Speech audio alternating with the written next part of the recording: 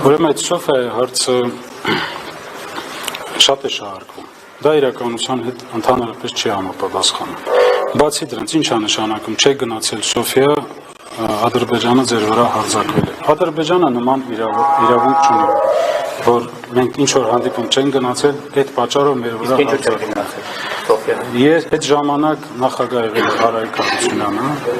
եւ մենք քննարկել ենք այդ հարցը ազգային անվտանգության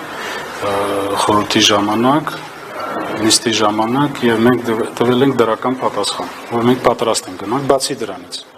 15 օր անց Սոֆիայի առաջարկից հետո եղել է Բրատիսլավայում առաջարկ հանդիպելու, որոնք մենք ընդունել ենք եւ մեր պատվիրակությունը գնել է տոմսերը այնտեղ գնալու եւ Ադրբեջանը դա մերժել է։ Այդ շահարկումները կապված են փորձել սեփական քաղաքական, դիվանագիտական ձախողումները բարդել ինչ-որ մեկի վրա։ Պարոն Շահրամանյան, նայեք Լեռնային Ղարաբաղ։ Թողեք ես միջևերջ պատասխանեմ։ Եվ այդ շարքումները բարոյական չեն, քանի որ Արցախի տարբեր ներկայացուցիչներ, տարբեր ժամանակահատվածում ուղիղ բանակցել են ադրբեջանական կողմի հետ, դուք տեղյակ եք, որ դրա մասին հայտարարել է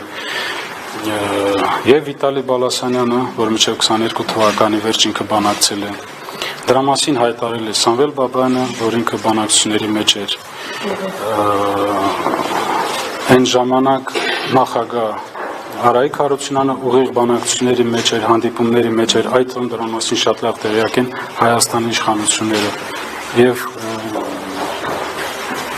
այդ մասնակցություն են ունեցել։ Պարոն Շահրամանյան, Հայաստանի իշխանությունները կոնկրետ Նիկոլ Փաշինյանը տեսել է, իրենք ասում են չենք տեսել, դա էլ է ներկում։ Ես ասել եք, որ